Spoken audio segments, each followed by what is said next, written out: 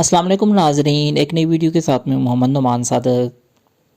जब भी हम किसी बैंक में अपना अकाउंट ओपन करवाते हैं और उसके साथ साथ हम क्रेडिट कार्ड या डेबिट कार्ड के लिए अप्लाई कर रहे होते हैं, तो इस क्रेडिट कार्ड या डेबिट कार्ड के ऊपर हमें हमेशा एक लफ्ज़ लिखा हुआ नज़र आता है, वीज़ा। आज की इस वीडियो में हम देखेंगे कि इस वीज़ा से क्या मुराद है और इस वीज़ा का हमारे क्रेडिट कार्ड या डेबिट कार्ड के साथ क्या ताल्लुक़ है। वीज़ा बेसिकली एक अमेरिकन बेस्ड इंटरनेशनल कंपनी है जो तकरीबन 200 ममालिक के अंदर अपनी सर्विसेज प्रोवाइड कर रही होती है। इस कंपनी का काम बेसिकली ऑनलाइन जितनी भी ट्रांजैक्शंस होती हैं, फाइनेंशियल ट्रांजैक्शन, उनको प्रोसेस करना होता है और उन सारी की सारी ट्रांजैक्शंस की सेटलमेंट करनी होती है। आज की इस वीडियो में हम देखेंगे कि ये वीज़ा कंपनी किस तरह से काम कर रही होती है और इस सारे प्रोसेस के अंदर वीज़ा कंपनी खुद किस तरह से मुनाफा कमा रही होती है।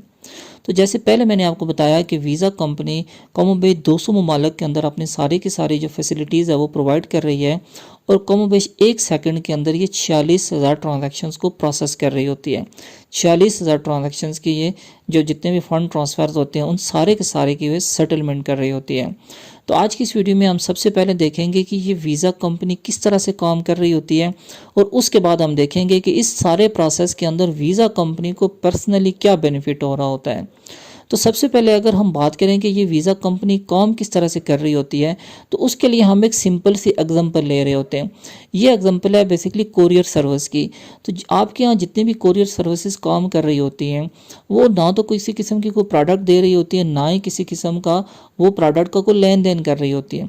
उनका काम खाली क्या होता है, मुख्तलिफ कस्टमर से प्रोडक्ट को लेना और उनकी जो डेस्टिनेशन होती है वहाँ तक पहुँचाने वाला काम होता है। दिन में बाद औक़ात ऐसा भी होता है कि कुछ प्रोडक्ट्स आपके पास आ रहे होते हैं और कुछ प्रोडक्ट्स आपके पास से जा रहे होते हैं। तो एक ही कंपनी एक ही टाइम में आपसे कुछ प्रोडक्ट ले रही होती है और कुछ प्रोडक्ट्स आपको दे रही होती है। तो ये कोरियर सर्विस जो है वो फिज़िकल प्रोडक्ट्स के साथ डील कर रही होती है। इसी तरह जो आपकी वीज़ा कंपनी है, ये वीज़ा कंपनी बेसिकली जो फाइनेंशियल ट्रांजैक्शंस होती हैं, जो डिजिटली ट्रांजैक्शंस होती हैं, ये उनकी सेटलमेंट का काम कर रही होती है। तो आज हम देखते हैं कि ये सेटलमेंट का सारा प्रोसेस किस तरह से होता है और उसके बाद हम देखेंगे कि इस सारे प्रोसेस के अंदर वीज़ा कंपनी को क्या फ़ायदा हो रहा होता है। तो जैसे हमने एग्जांपल देखी कि जिस तरह कोरियर सर्विस काम कर रही होती है, उसी तरह से ये वीज़ा कंपनी भी काम कर रही होती है। तो इसका प्रोसेस शुरू होता है आपकी परचेजिंग से।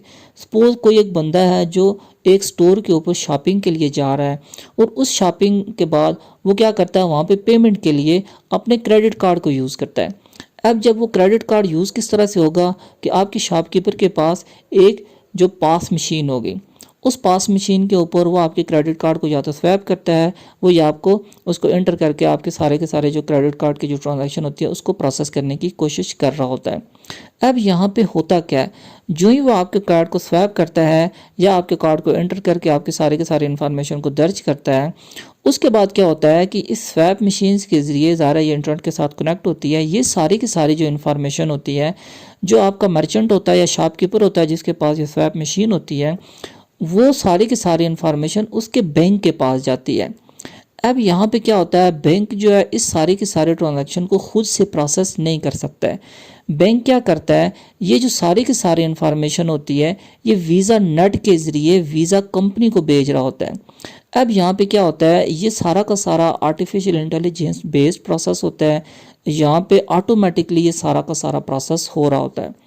अब वीज़ा नेट के ज़रिए क्या होता है, ये सारी की सारी इन्फॉर्मेशन जो कस्टमर का बैंक होता है जिसने कस्टमर का क्रेडिट कार्ड जारी किया होता है, ये उसके पास सारी की सारी इन्फॉर्मेशन जा रही होती है।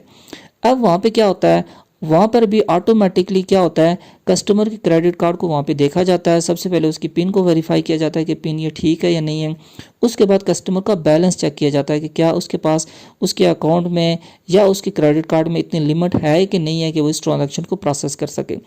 जब सारी की सारी वेरिफिकेशन हो जाती है उस कस्टमर के अकाउंट की, उसके बाद क्या होता है, जो कस्टमर का बैंक होता है वो क्या करता है, इस ट्रांजैक्शन को ऑथराइज़ कर रहा होता है। जो ये ट्रांजैक्शन ऑथराइज होती है तो ये सारा का सारा प्रोसेस एक बार फिर से रिवर्स में शुरू हो जाता है। यहाँ पे क्या होता है, जब आपकी ट्रांजैक्शन ऑथराइज हो जाती है तो जो आपका बैंक होता है वो वीज़ा नेट होता है, उसको ऑथराइज कर रहा होता है कि इन फंड्स को वो फर्दर कस्टमर या जो भी मर्चेंट होता है उसके अकाउंट में ट्रांसफ़र कर सकता है। अब यहाँ पे क्या होता है, जो यहाँ आपकी ट्रांजैक्शन प्रोसेस हो जाती है, यहाँ पे फिर रिवर्स में सारा का सारा अमल शुरू हो जाता है। आपका जो कस्टमर का बैंक होता है वो वापस इन्फॉर्मेशन वीज़ा नेट होता है उसको भेज रहा होता है। वीज़ा नेट क्या कर रहा है, ये सारी की सारी जो ट्रांजैक्शन होता है उसको प्रोसेस करता है और वो फिर से वो इन्फॉर्मेशन जो शॉपकीपर का बैंक होता है उस तक पहुँचा रहा होता है और शॉपकीपर के बैंक से ये सारे के सारे जो इन्फॉर्मेशन होती है उसी शॉपकीपर के पास आती है और यहाँ पे इन कुछ ही सेकंड्स के अंदर ये सारी की सारी ट्रांजैक्शन प्रोसेस हो जाती है। और जब ये सारा का सारा अमल मुकम्मल हो जाता है तो वहाँ पे क्या होता है, जो क्रेडिट कार्ड होल्डर को वहाँ पे लिखा हुआ आ जाता है कि आपकी जो ट्रांजैक्शन है वो सक्सेसफुली प्रोसेस हो गई है और वहाँ पे आपकी एक स्लिप भी जनरेट हो जाती है। तो जो आपका शॉपकीपर होता है वहाँ स्लिप के ऊपर सारी की सारी इन्फॉर्मेशन देख सकता है कि कस्टमर के अकाउंट से पैसे कट गए हैं और उसके अकाउंट में आ गए हैं और उसकी एक स्लिप भी जनरेट हो गई है और वो स्लिप वहाँ पे एक कस्टमर को दे देता है और जो दूसरी स्लिप होती है वो अपने पास अपने रिकॉर्ड के तौर पर रख रहा होता है। अब इस सारे के सारे प्रोसेस के अंदर एक क्वेश्चन पैदा होता है कि यहाँ से इस वीज़ा कंपनी को क्या फ़ायदा होता है जो इस सारे के सारे मैकेनिज़्म को फैसिलिटेट कर रही होती है।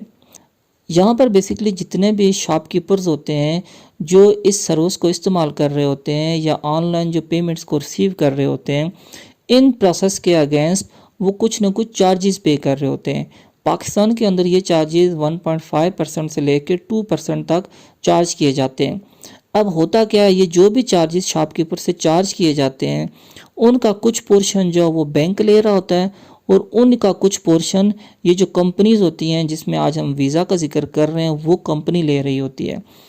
यहाँ पर आप नोट कर लें कि जो आपका कार्ड होल्डर होता है या जो कस्टमर होता है उससे किसी किस्म की कोई चार्जेस नहीं काटे जाते हैं। उसके कार्ड से सिर्फ उतनी ही अमाउंट काटी जाती है जितने की वहाँ पर ट्रांजैक्शन हो रही होती है। तो ये जितने भी चार्जेस कट रहे होते हैं ये उस शॉपकीपर से कट रहे होते हैं जो इस स्वैप मशीन को यूज़ कर रहा होता है या ऑनलाइन पेमेंट्स को रिसीव कर रहा होता है। तो इसी प्रोसेस के अंदर अंदर ये सारा का सारा मैकेनिज़्म चल रहा होता है और इसमें बैंक भी बेनिफिट ले रहा होता है और उसके साथ साथ जो कंपनी जिस तरह वीज़ा है वो सर्विसेज प्रोवाइड कर रही है वो भी यहाँ पे अपना बेनिफिट ले रही होती है। तो इस तरह से वीज़ा का काम क्या होता है, एक तो इन ऑनलाइन ट्रांजैक्शन को फैसिलिटेट करना और मुख्तलिफ बैंकों के दरमियान जो सेटलमेंट का प्रोसेस होता है उनको भी वो सेटल कर रही होती है। यहाँ पर ये ट्रांजैक्शंस अगर आप इंटरनेशनली भी कर रहे होते हैं तो वो भी चंद सेकंड्स के अंदर अंदर हो रही होती हैं। तो वीज़ा कंपनी कम भाई 200 ममालिक में पूरी दुनिया में काम कर रहा है तो उन सारे ममालिक में ये ट्रांजैक्शंस जो होती हैं वीज़ा के ज़रिए ही कुछ ही सेकंड्स के अंदर प्रोसेस हो रही होती है। तो इस तरह से हम वीज़ा कंपनी को यूज़ करते हैं और वीज़ा कंपनी का सारा प्रोसेस भी है और इसी प्रोसेस के अंदर वीज़ा कंपनी मुनाफा भी कमा रही होती है।